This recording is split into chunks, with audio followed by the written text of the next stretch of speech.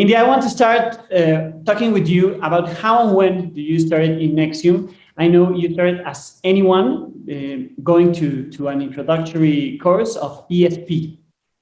Correct. I was 19 years old and I went to an intro presentation with my mother here in Los Angeles. I had just left university and I was looking for some direction in my life. And being 19, I was also looking for some authority and also some people who I thought I could connect with and learn from. And when I was presented, it was not presented to me as NXIVM. Just like you said, it was presented as their consumer front product, which was ESP, Executive Success Programs.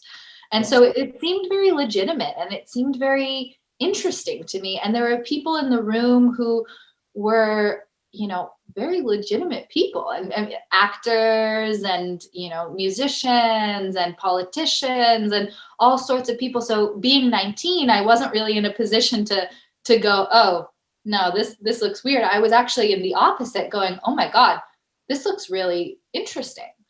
And so there was a lot of appeal and a lot of allure. I started off as a student. I ended up being a coach. And then we're talking about, you know, 5 years of grooming and indoctrination with their education, which I didn't realize was, you know, a tool of indoctrination. At the time, I thought it was just a regular self-help program.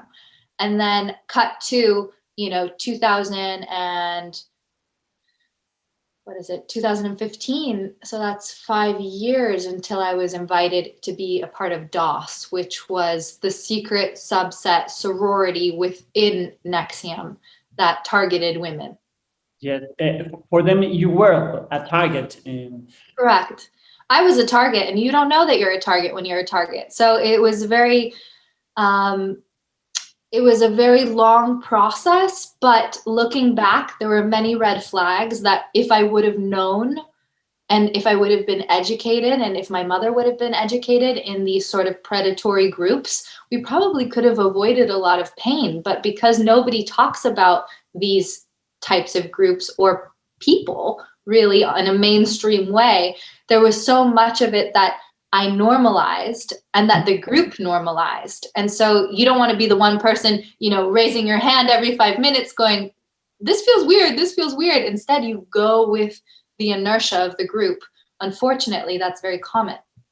What happened to you that made you realize these frequent red flags were bad things? What I didn't realize was that I was being targeted, which is another level of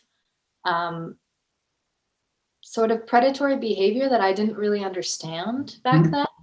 And I think that I was vulnerable, particularly because I was young, but that it could happen to anybody at any age if they're in a time of transition or vulnerability, or if they're looking for community and connection. It's easier to kind of take somebody who is already open or susceptible to that type of thing because they're open to it. Yes. Whereas maybe somebody like you who maybe was fine with your job and your family, or if you had like a wife and all of these things, you might go, you know, I feel pretty fulfilled inside. I don't really need this. That's not where I was coming from. I was coming from, I feel really lost and confused and I'm looking for direction. Yes, and what kind of things they make in those years until they invited you to the DOS to make, for example, they separate you from your mother. Yeah, right. What red flags? Well, yes. Initially in the program, when my mom and I went, they did separate us. But the way that they made excuses for everything, they had a justification for anything and why they were doing it. So they told me, oh, the reason that we're separating you is so that you can have a freer experience to share without your mother there. And I thought, being 19, I was like, well, actually, that sounds kind of nice. I was like, maybe I do need some distance from my mom. So they get you to believe the thing that they ultimately want, which is to isolate you and for you to believe that it's for your benefit. And then there were other red flags along the way that, for one, you never meet Keith until you've had a certain amount of education, aka indoctrination, into the program, until you already are kind of idolizing him, if that makes sense. Yes. Because they have a lot of ways that they do that through other people. So it never comes directly through him. They have it through the higher ranking members. So by the time that you meet Keith, you're already feeling like, maybe there is something to this guy, because all of these people are really admiring him. And if you're not admiring him, maybe what's wrong with me? So it's strange. That should have been a red flag. And then on top of it, none of them were credentialed. None of them were doctors. None of them were therapists. None of them were credentialed coaches, only within their system. That should have been a major red flag. Like, nobody should be able to alter or mess with somebody's mind unless they are incredibly skilled and professional at it, because it can lead to psychosis, psychotic breaks, major disturbances to people. And I witnessed those. And I mean, I experienced them myself, because they're tampering with the most precious thing that you have, which is your mind. How was your internal process to decide going out of that thing that you believed in? So hard. And I mean, I could not have done it without my mother. And I can barely talk about it. I mean, it was really, if my mom had not stepped in and had not seen NXIVM for what it truly was, which was a cult, I don't know if I would still be there or not. I might. And so I have to be very honest about that I believed so strongly that what we were doing was good, that it wasn't until I was forced to see it for what it truly was that crack of questioning started to open. And then I became more open to evaluating it and seeing the truth. But at first I was very afraid, because everything that I had been taught was to not talk about it, to not share anything, that there was lots of secrets, including in NXIVM, not only just in DOS. So going out and speaking about this and coming out about my own experience within NXIVM and DOS went against everything that I had been taught to do. So it was a big challenge. Yes. Now that the case went public, sentences have been set, what else do you want to happen? Well, I feel very good about the sentencing that was set for Keith Raniere. It was a 120-year sentence. And that feels very appropriate, because he really did destroy a lot of people's lives. And he has to pay for that. And that's justice, in my opinion. Then when I think about some of the other people like Alison Mack and Lauren Salzman, who is being sentenced today,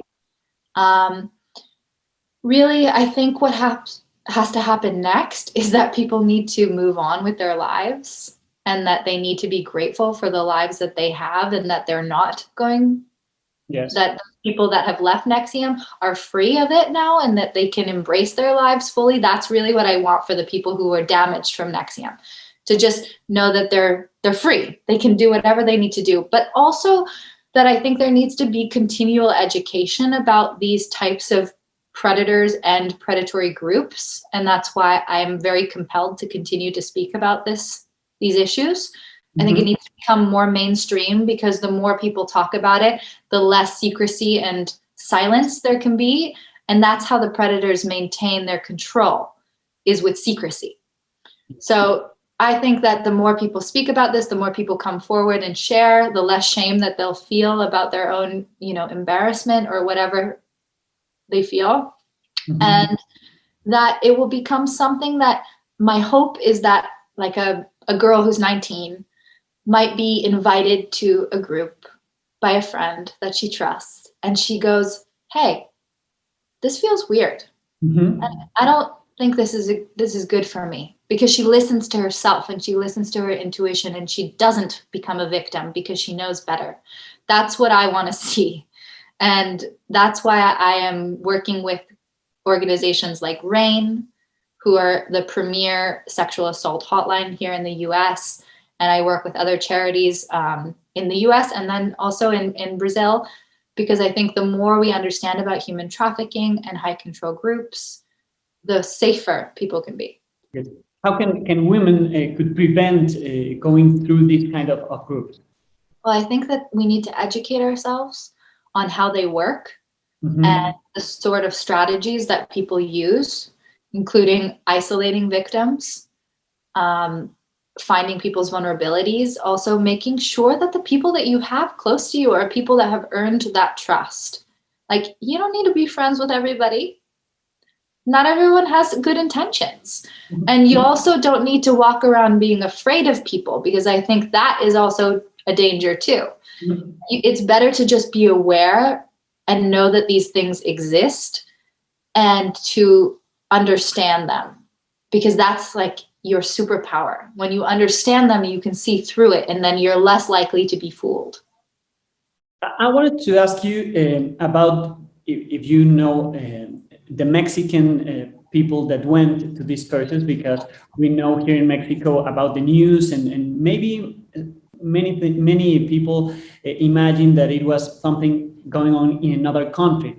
But many Mexicans participated there, and many Mexicans participated recruiting other girls. Yeah, they did. And I think that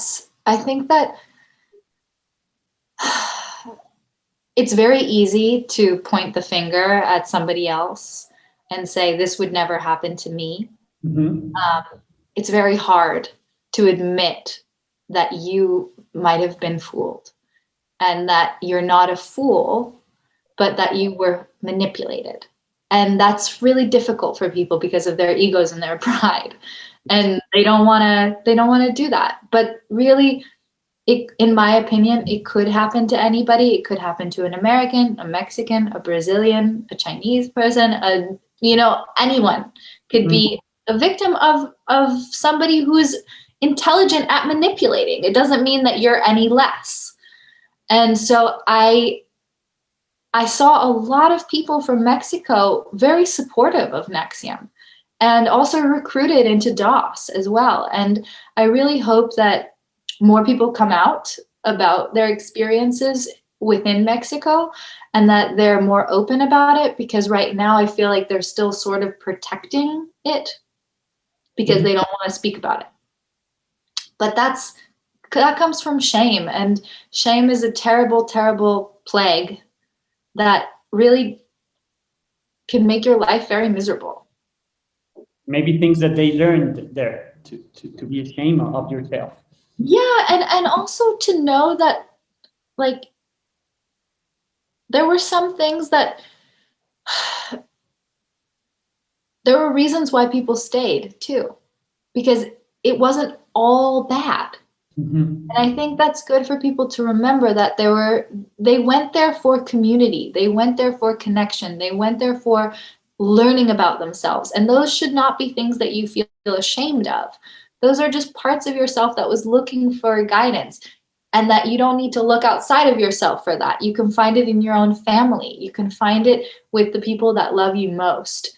And I think that's something that I've had to learn myself, is that I was looking so outside of myself. And then the more I've come back to what's important to me, my family, my fiance, my health, my food, the simplicities of life have really just helped me to release a lot of that shame, because I realized that I was going for that anyways. I was going for that connection. I was going for that love, and I already had it. Do you still angry with Keith and with the leaders of NXIVM?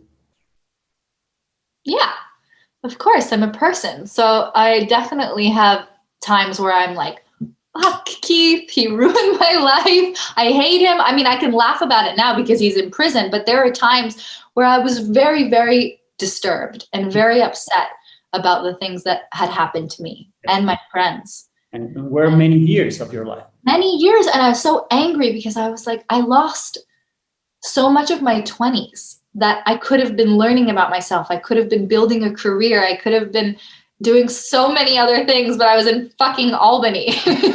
And so, of course, I feel anger and resentment sometimes, but I also just feel so grateful for my life that I have now, that I don't dwell in that anger, because, like, why?